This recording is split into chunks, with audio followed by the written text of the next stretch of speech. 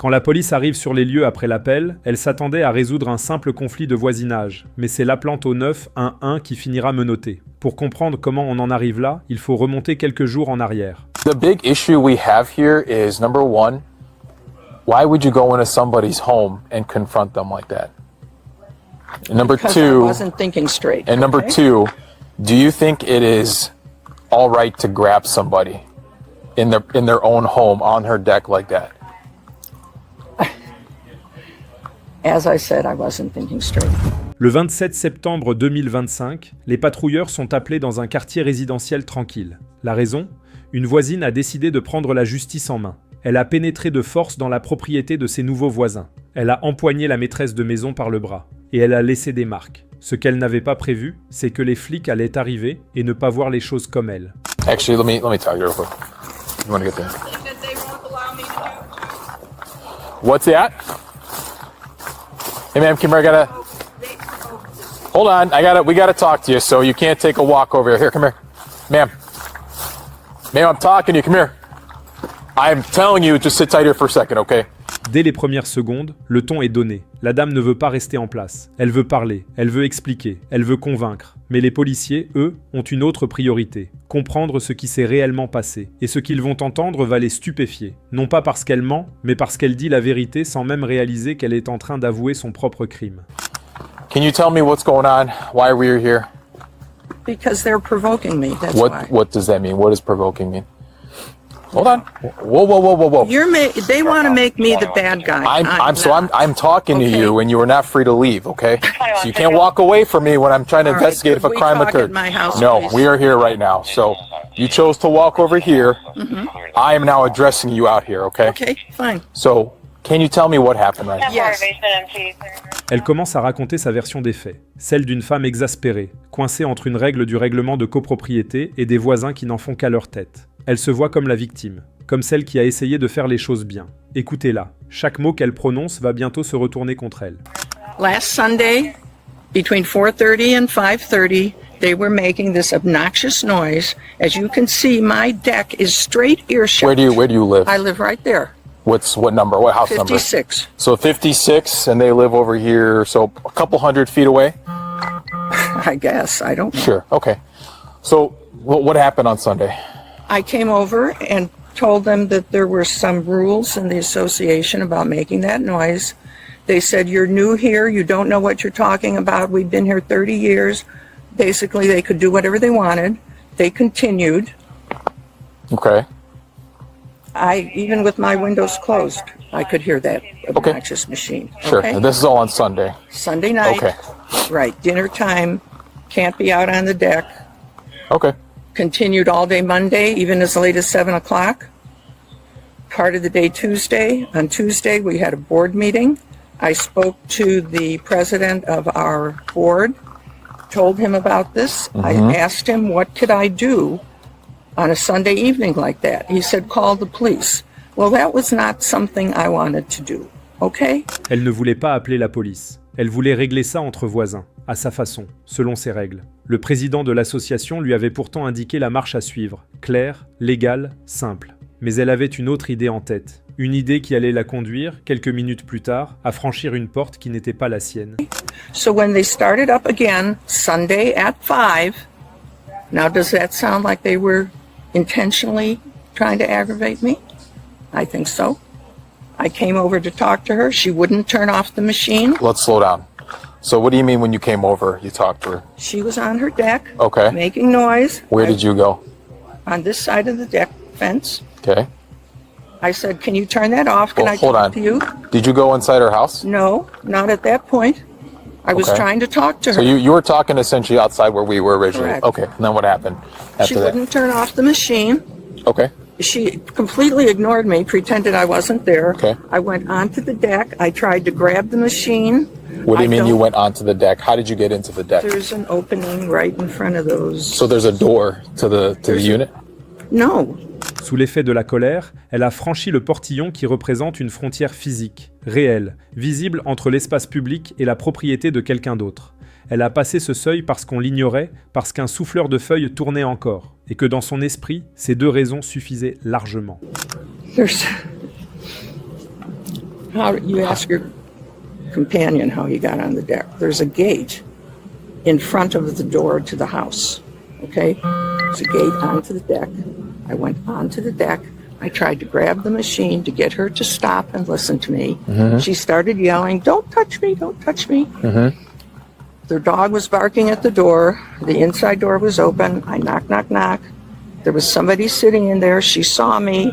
I knock, knock, knock again. She ignored me. I opened the door. I don't remember if I walked in. I said, "Can I talk to you?" Something like that. And then she started screaming at me. So I came out and I called you folks. And I went over there to tell them, I'm so upset. I went over there to tell them that the president of the association told me I should call the police, and I did not want to do that. Okay? That's why I went over there. But here we are anyway. When you're grabbing the leaf blower, did you just grab the leaf blower or did you grab her I had no arm? idea. I was so Okay. annoyed and aggravated. So you were grabbing something. I was trying to get her Do you to remember stop if and you listen. grabbed anything though? Like, did you physically hang on to I something? touched something. I didn't. So you did grasp at something, is what you're saying. You I grabbed something. tried to. I don't think I actually grabbed anything. Okay. No. Do you I remember don't know. grabbing her arm at I all do to not. prevent her from trying to blow the leaf blower? She was pointing it at me, so I may have done that. She was starting to point it at Okay. me. Well, there is a mark on her arm. Okay, then I guess I grabbed So you her grabbed her arm. Okay. with my L'aveu sort presque par inadvertance, coincé entre une justification et une excuse, le doigt cassé, le souffleur pointé vers elle. Elle ne mesure pas encore ce qu'elle vient de lâcher. L'officier l'a amenée là méthodiquement, question après question, en laissant chaque esquive se refermer sur elle. Elle pense encore que le contexte efface le geste, que sa colère explique tout, que la marque sur le bras de sa voisine n'est qu'un détail parmi d'autres. Elle se croit toujours du côté des victimes. L'officier va lui expliquer, une dernière fois et sans ambiguïté, qu'elle s'est trompée de rôle depuis le début. finger. The big issue we have here is number one, why would you go into somebody's home and confront them like that? And number Because I two, wasn't thinking straight. and number okay? two, do you think it is all right to grab somebody in their own home on her deck like that? As I said, I wasn't thinking straight. I'm just asking. Do you think that's okay? I think if somebody's ignoring me, Hold. on No. Do you think it's I okay? did not go over there with Okay. the intention of grabbing her. But you came over there to confront her about the leaf No, blowing. You I didn't. I went over to tell them I didn't want to call the police. Okay. And then what happened? But you said after wouldn't she even ignored you, stop and listen to me. but then you went onto her deck, onto her private Yes, property. I did. So does that make that okay? C'est la question qui change tout, la seule qui compte vraiment, et elle n'y a pas de réponse. Pas une vraie. Parce qu'au fond d'elle-même, peut-être, elle commence à comprendre qu'entre avoir raison et agir dans la légalité, il y a un gouffre, et qu'elle vient de le traverser en empoignant le bras d'une femme sur sa propre terrasse. Where are we going? No, I Where are we need a going? drink of water. We aren't going anywhere. I am stopping to talk to you, and I said you cannot leave because we are past the point here right now. I confess. I went up on her deck. I tried to grab something to get her to stop making noise and listen to me. If I grabbed her arm, I grabbed her arm. You can't do that. Okay, I can't do it. You absolutely cannot do Fine. I agree. I can't do it. that. Absolutely. Do you have your driver's license on you? No, I don't. Okay. I'm going to need your basic information. Okay? 95? Let me get her info first, okay?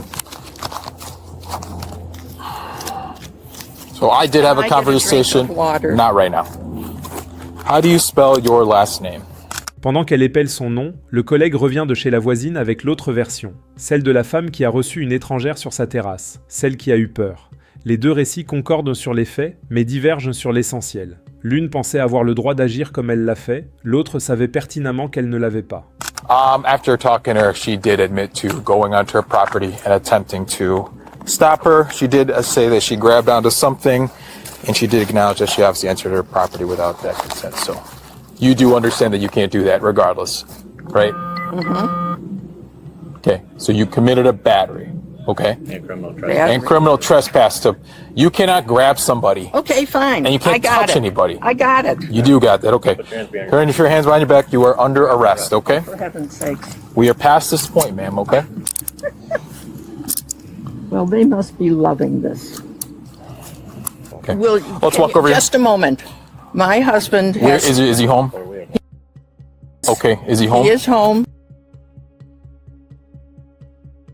You won't be gone very long regardless, because you're gonna have to come back. You're not being held in jail, okay?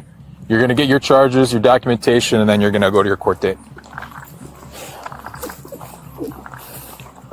I can walk better if you're both going to go in. That's fine, I'm just guiding you, ma'am. Thank you. I'm glad to see you're making light of all this, especially when we're trying to reiterate what you did is obviously not okay. You should call 911 regardless of what's going on. You aren't the police. You don't have the legal authority to go to somebody's house to do that. Let us do our job. Well, I told you my intention. Well, your intention and where you're at is different, so we'll go walk over here.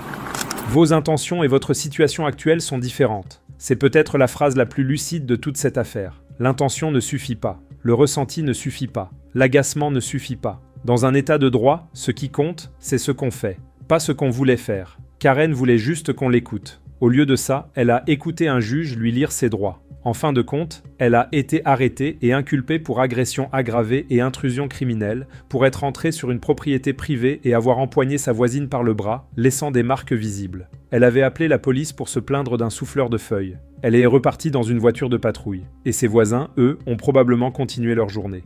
Si cette vidéo vous a plu, abonnez-vous et activez la cloche pour ne rien manquer de nos prochaines vidéos. N'oubliez pas de booster la vidéo. Cette histoire nous vient directement des États-Unis, et ce n'est qu'une parmi tant d'autres.